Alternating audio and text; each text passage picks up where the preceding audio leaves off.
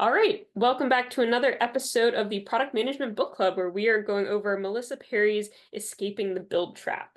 Last week we were talking a little bit about the product-led organization, how being product-led is different from being sales-led or visionary-led, technology-led, and kind of what it means to really be focusing on product. Because I think that the author was pointing out that a lot of times projects get confused with products, get confused with services, get confused with all sorts of different things. So defining just what is product, why do we care about it, what does an organization look like that's focusing on that? And we kind of ended last time with one of the keys to being product led at an organization is not only having product managers, but having product managers who understand their role, have the right responsibilities and expectations, and can kind of enable us at the org. And so we left being like, okay, we need these well-trained product managers who know what they're doing. And I think that begs the question, okay, what does that look like? What does a good product manager do? What are some mistakes that we see in product managers for companies who are defining them? And so that's where we get into in part two with the role of the product manager. Yes, that is interesting. It's an interesting conversation. Let's have some fun with this one. Yeah, absolutely. So we start out with this little blurb about the product manager, and not a lot of good things here. I started reading through it. I was like, okay, these are a lot of things that I've heard before. Product management, producing value, and things like that. But the one thing that stuck out to me in this summary was they keep the team focused on the why. Why are we building this product, and what outcome will it produce? And I thought that was important because to me, that's a really simple summary that doesn't really get into a lot of the business jargon that explains what the goal of a product manager is, keeping them focused on that why. So, forget KPIs, forget all the different tools and stuff like that.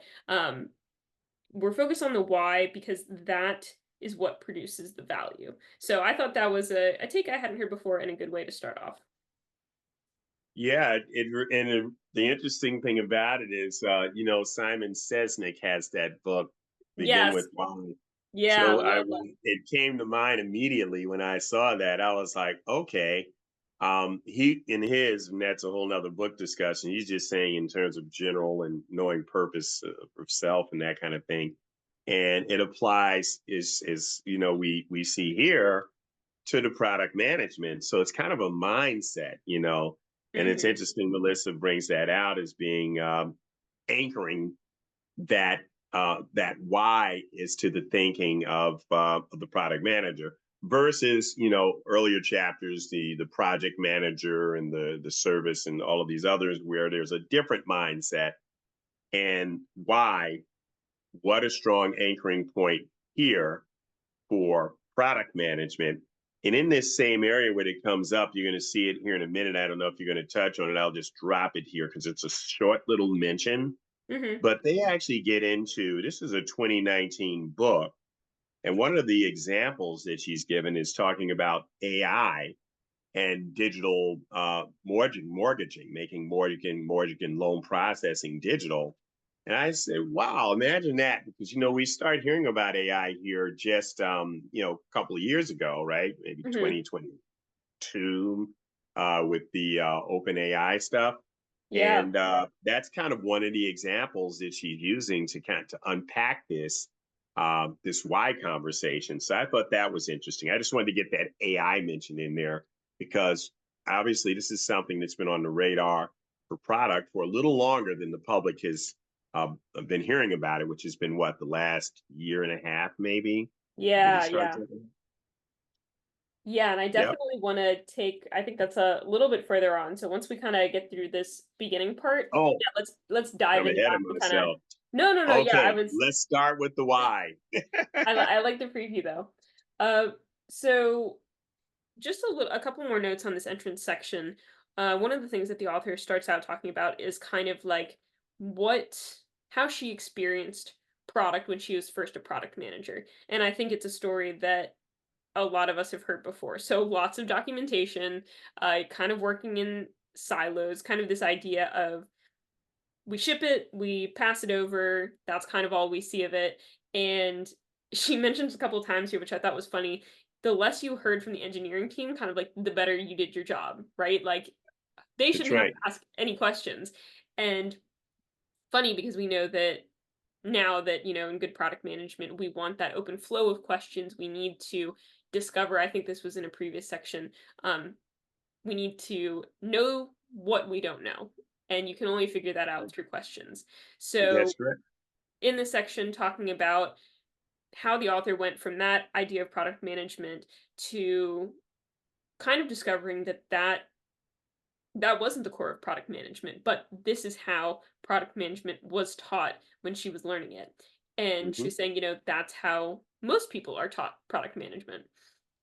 Right. And yeah, and so this kind of slides right into the next section on bad product Yep. manager. And just real quick on that Yeah, point, yeah. when she's saying that, know the why, and then goes on to say, own it, right? Not Mhm. just know it, but like to own the why.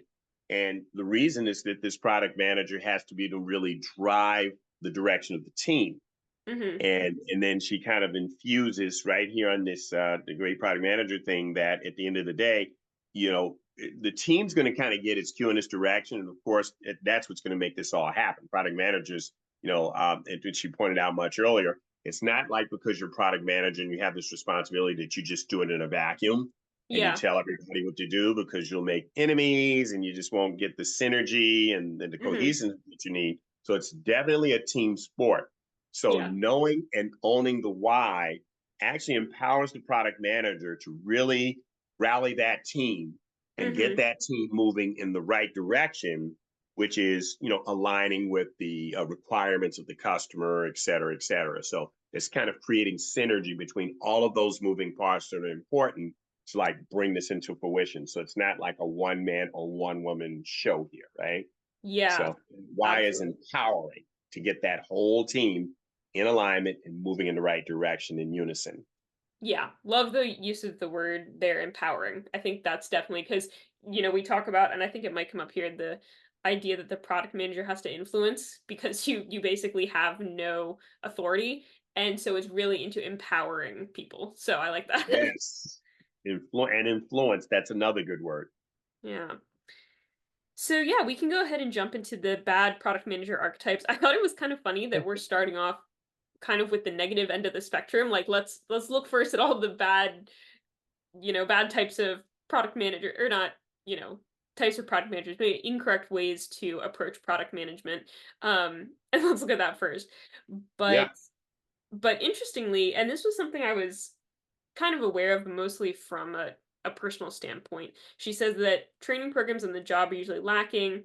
There's only a couple companies, Microsoft and Google among them, that have entry level career paths for product managers.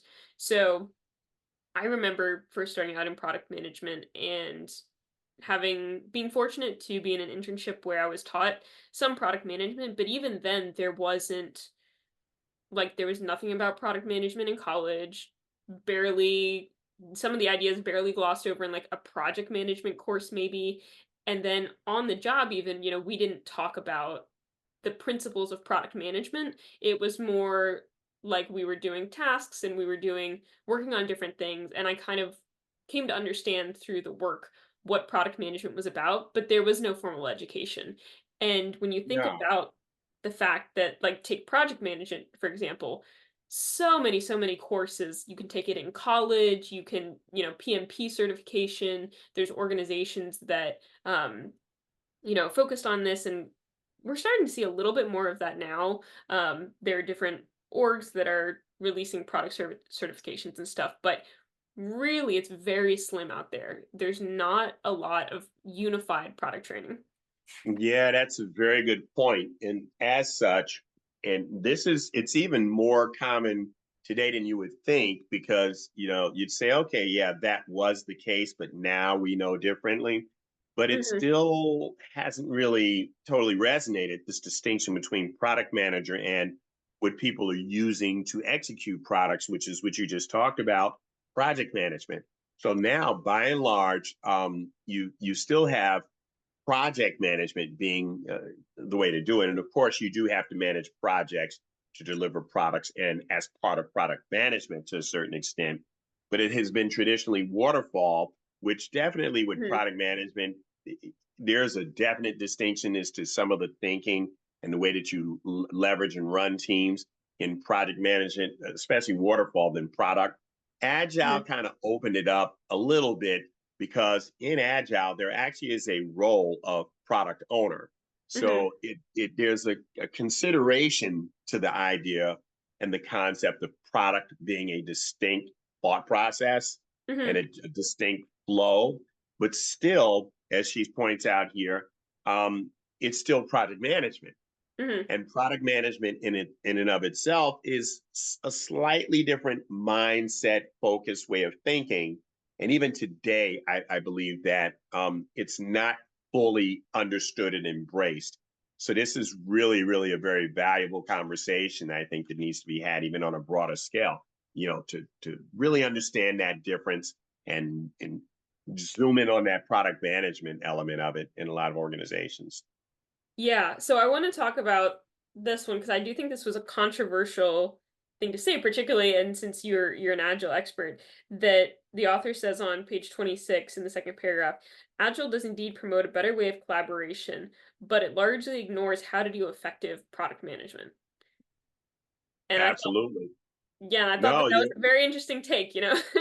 it really is, and that's the misnomer, because a lot of organizations feel like, oh, now we're doing agile, so we are speaking to product management because again, there is a product owner role. The main roles in agile, you've got the product owner.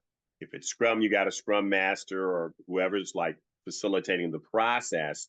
The product owner does focus on the product, and they are a bridge between the customer and the team to deliver that product to satisfy customer requirements. Mhm. But it's still the product management, particularly as she unpacks it, as we're going to see as we move forward, is still even slightly more granular and a more focused way of thinking and approaching the life cycle, Yeah. even more than agile. So Mhm. people are kind of pacified that they may be doing product management because they're doing agile, but this is a very interesting point that she makes here by saying, no, not exactly. Right? It's different. Yes. And I think that this is something that we see a lot. So one, like you were talking about that idea of the product owner being product management, and then also this idea that if you identify product management tasks, if someone does those, then they're practicing product management. And I think we kind of start to see this in this example where the author talks about the mini CEO and this person basically just coming up with the features that they wanted to see and pushing through them through the team. And this idea that product management is about we keep going back to this, the mindset. And the author says, we rarely teach product managers how to think. And even if we do, we don't measure this thinking for success. And I think that that's kind of that whole issue here is where we're losing sight of the goal itself and just practicing the different pieces of it that we're seeing. So you're kind of missing what do they say? You're missing the forest for the trees kind of situation here. Absolutely. Because you know here she says when you in the same section, the same area you're referring to, that product management gets into a more holistic thing. Because even in agile, you're saying, okay, well, I understand.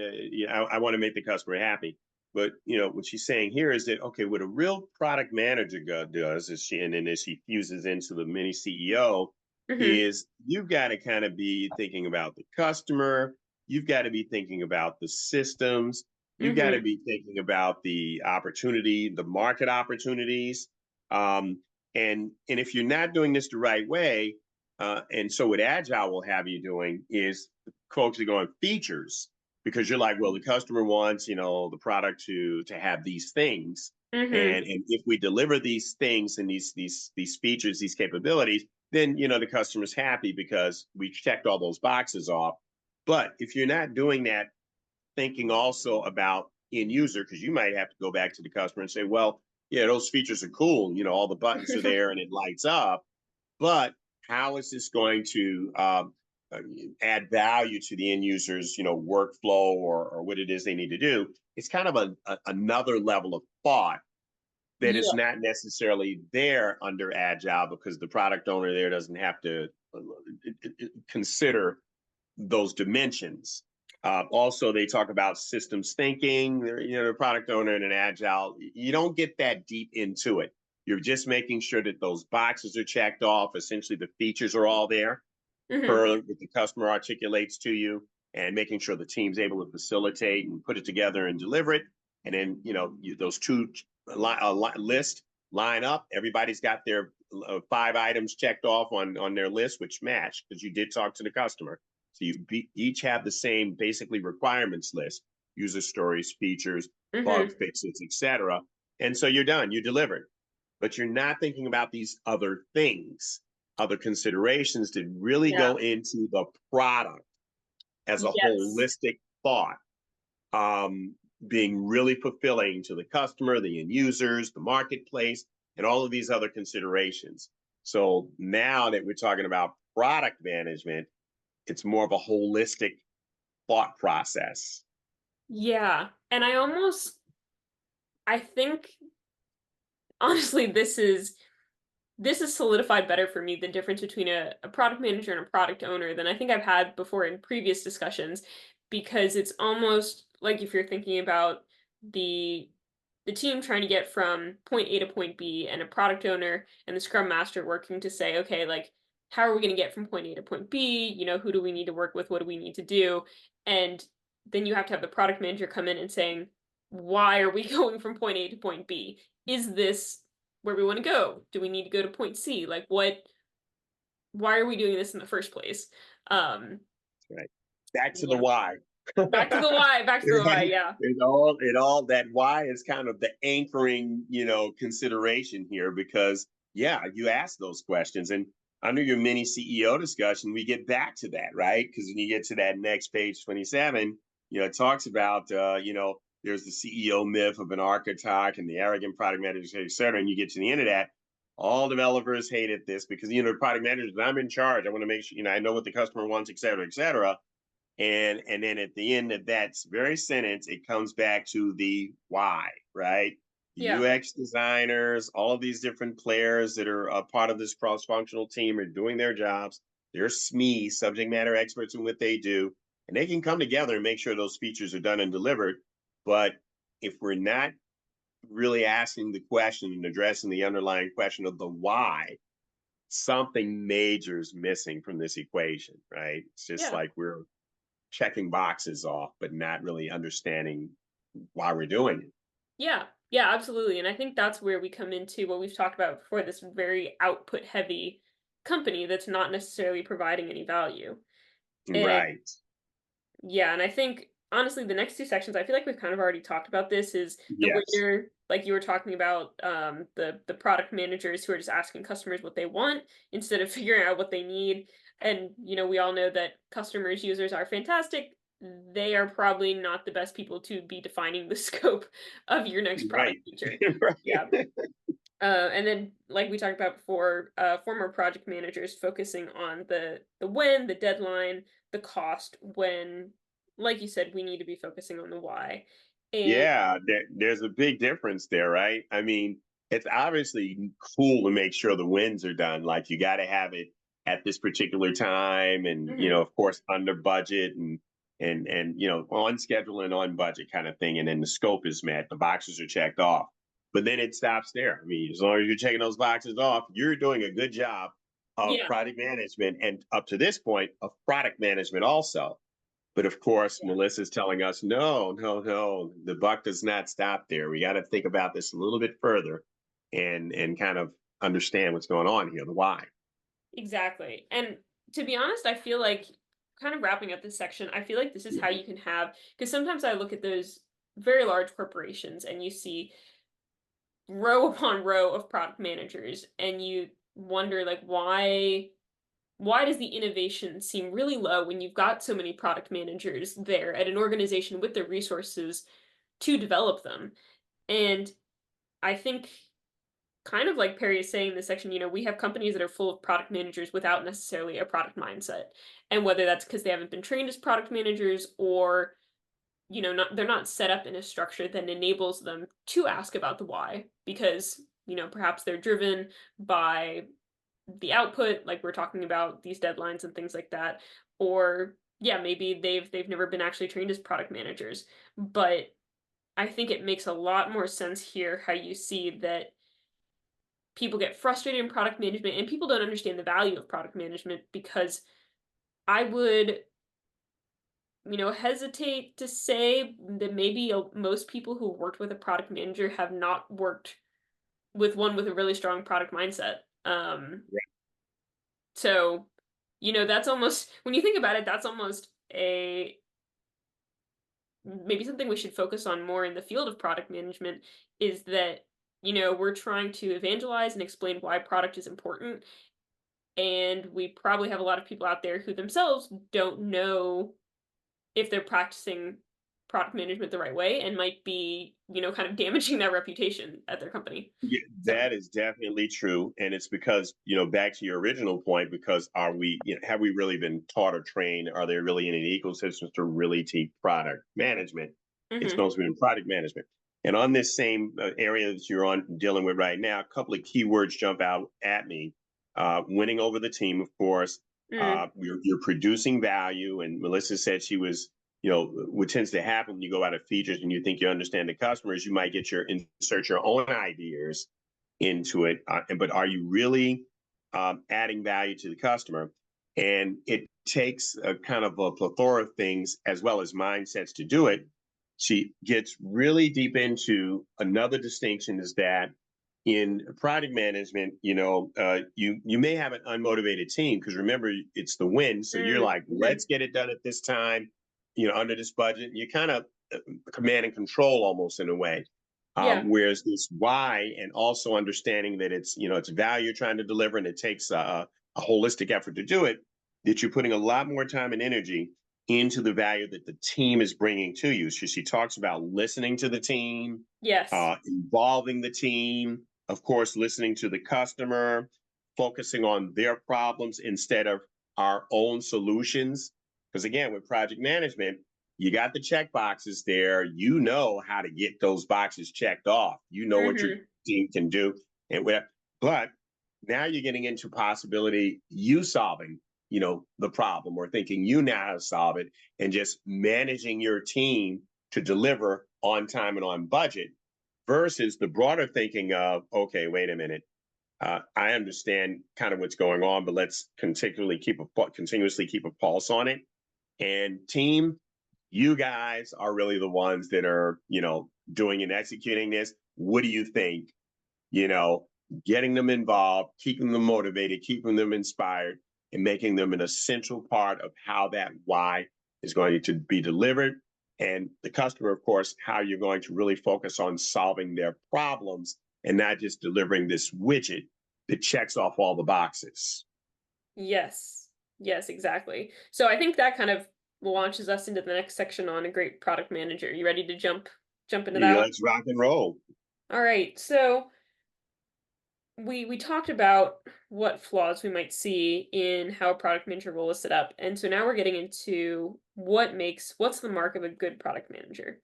And we start out, kind of with a definition again that they need to work with a team to create the right product that balances meeting business needs with solving user problems. And we know that a big part of that is finding out what those user problems are, right? Talking to the Right. users and determining what the best the best problems are that we can identify and solve to provide value to the user. And one of the big things, it's interesting because I think we've probably said this several times, this whole idea of managing and the fact that they're saying an effective product manager is not really a manager, right? Like we talked about Mhm. before. You don't have that authority. You have to use, as you said, your influence and work with the team. And they say it again here, owning the why and knowing the goal and being able to communicate that to the team. So, yeah, I'm just flipping through here to see if there are any other words that really stood out. Oh, I like this one. Product managers connect the dots. Yeah. Yeah. Love that because I think that really gels with the idea, at least how I pictured in my mind of product management sitting at kind of the center of this web of the company where you need to have a pulse on all the different parts of the org to understand how they work together and to be able to communicate effectively with each of those. And so to me that's really at the core of what it means to be a good product manager. So I personally like that definition a lot. Yeah, because as we kind of hinted on earlier, there are a lot of moving parts here. And on that connecting the dots, you got the research results you get from the customer data. You got expert judgment that comes in. You've got the market research, the business directory, Mhm. the customer, the requirements. I mean, there's all of these things going on, Mhm. and kind of all roads leading to solving a problem, adding value. And so the why gets you there. If you're like, why are we doing this? Why are we doing this? Well, there's a problem here at the root of it that we're trying to solve. And even though you have all these other competencies, that the product manager sitting in the middle of this has to be like a orchestra the conductor of an orchestra, right? Mhm. Yeah, Yeah. all of these instruments and all of these amazing things out there, and all of them are great. They can play that violin or viola or cello or whatever it is, but there's got to be a role that sits in the middle that understands all of those things Mm. and is able to make some amazing music come out of it, in harmony, kind of thing, right? Yes. No, and I love that analogy because I think it works really well with the other point that the author's trying to make here. And the author talks about the fact that product managers don't need to be experts in the fields that they help work with. So they don't need to be a tech expert, they don't need to be a marketing expert. And love that you just brought up that analogy because right, if you're the conductor, you don't need to be a first chair violinist. You don't need to know how to play the violin, the viola, percussion, clarinet, you just need to know how the pieces fit together, how the music should work together, and be able to offer suggestions, support, understand when, the maybe the first chair has a suggestion on, how everyone's playing or something like that, something that would improve it. But you don't need to know how to do that specifically. And honestly, the best conductor is probably not someone that knows all of Right. these instruments. So yeah, I think that that's a really easy way to kind of understand because I think that Yeah. I can't tell you how many product manager roles I've seen where they want someone who's been an engineer for like 5 to 10 years, and it's like you're looking for an engineer, then you're not looking for a product manager. Yeah, and there's actually a point in there, a statement in here the author makes that emphasizes your point exactly. They say to do this, the product manager has to be humble enough, and I guess you also have to be confident enough.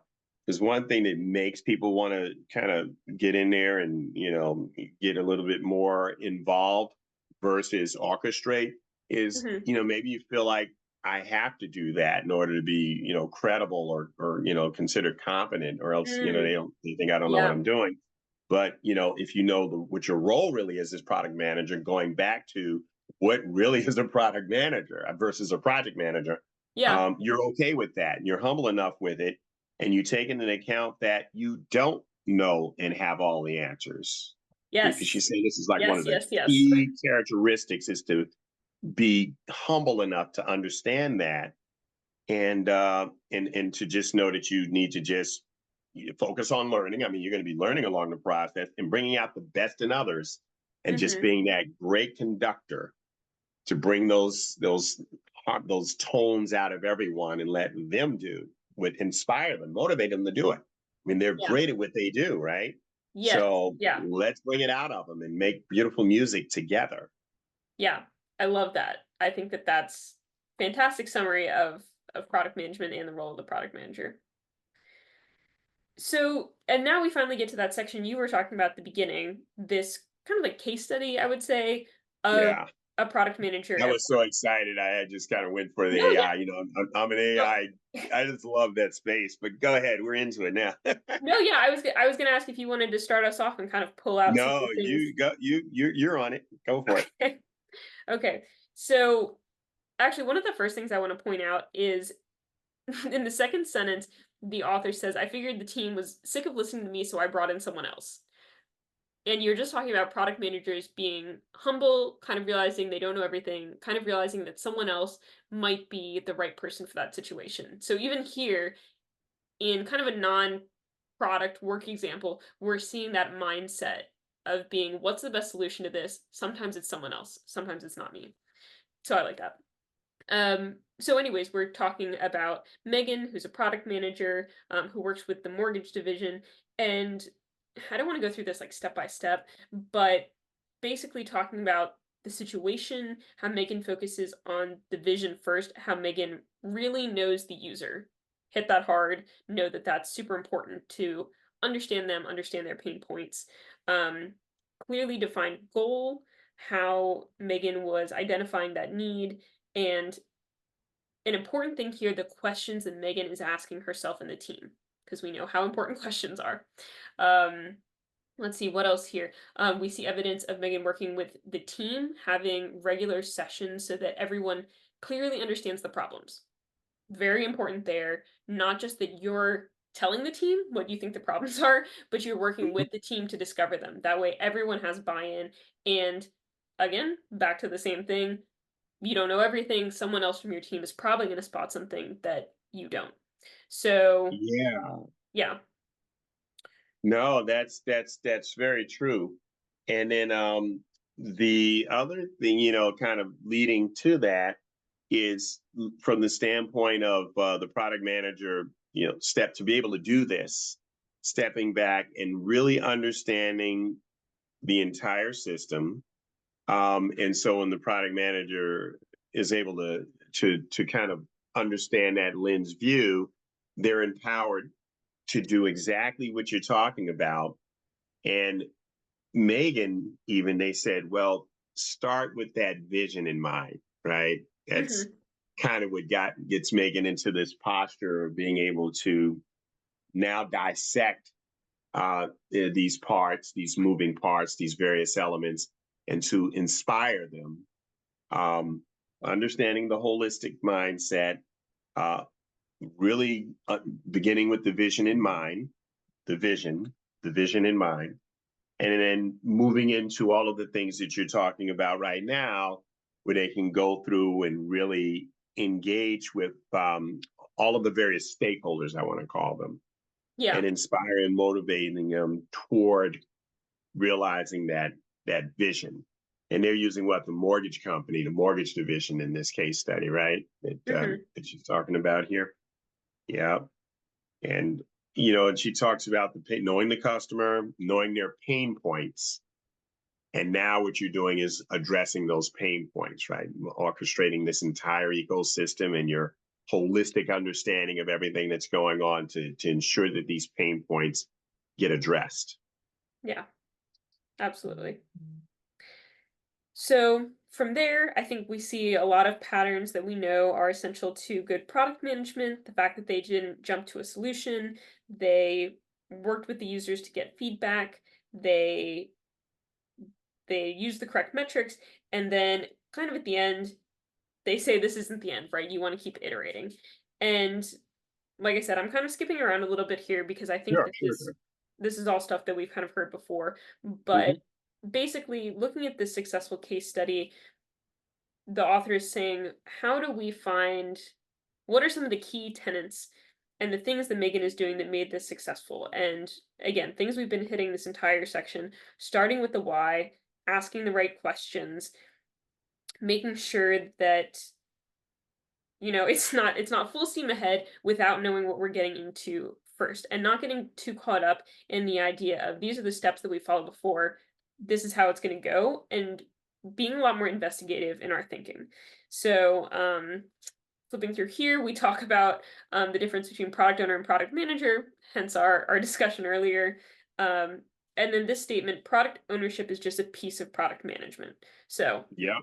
like that What's idea. really what's interesting too, and in kind of getting to the team and to respond and leveraging this product owner as a part of product management, kind of getting this culture in effect.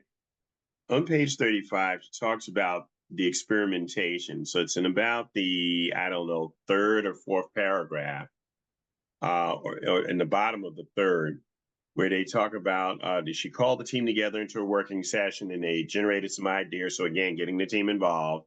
Mm-hmm. Careful not to jump to conclusions immediately because they're like, okay, well, let's get the data out here. Let's get the facts. Let's understand the landscape. And then they came up with several ways to kind of address this problem or look at it. And while deciding to run a few experiments to see which solution works best, and that it's subtle, right? I mean, and she goes on to talk a little bit more about this experimentation and the culture of experimenting. But this is a big thing in product management that distinguishes it also from project, because a lot of times in project, you got a roadmap and Mm-hmm. you're looking to just execute that map according to the plan. Yeah. What she's suggesting here, and of course, this is all based on some initial assumptions, but they're only that assumptions. So what you acknowledge in this product management mindset is that it's possible that some of those assumptions may not be exactly on target. And as we move through and we get data and we make observations, we have these conversations, and we get the team chiming in on it and motivated and inspired to contribute, and you elicit their response and their contribution.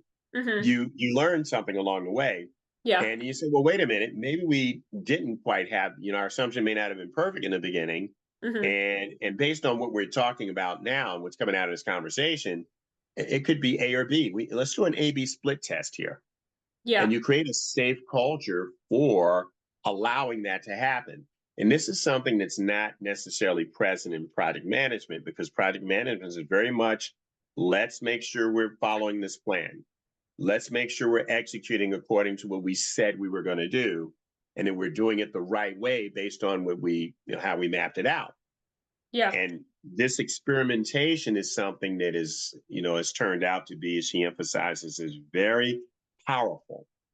And it's a very strong distinction between the product mindset and the project, which really doesn't, I mean, it's almost taboo to experiment in project management because you're going to, Mm-hmm. go out of scope, or, it might take more time, or you might, go over Yeah. budget. So Mm-hmm. it's like, no, don't do that. But Yeah. she's saying that's exactly what you want to build into your product management ecosystem. It's such an important part of it. Yeah. Absolutely. And I think this the very last section here, the one role, many responsibilities, is interesting. It talks a lot more about how product managers kind of get stuck inside. Like, we're talking about how Scrum overlaps and how, some of these roles and responsibilities might get mixed and kind of how they work and how they don't work. And the author kind of takes the perspective that most of the time it doesn't work. And, it's important for senior product leaders to concentrate and help guide their teams into the best way to set up, the best way to focus on that product mindset, that product vision, and how that works best for the org. And I think this is leading into the next session we'll talk about next time, the product manager career path.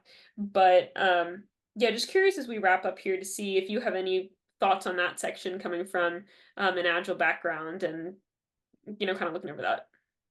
Yeah, I mean, it all, she connects these dots so very well. And it's enlightening because actually have been blessed to be able to do a lot of this, because in Agile, there are elements of this in here, of this in Agile, but Hmm. it doesn't always you don't always have an opportunity to leverage it, Yeah. because even in the implementation of Agile, it tends to be organizations that have done project management already and they're kind of doing Agile, but there's still remnants of traditional because people are already conditioned to doing it.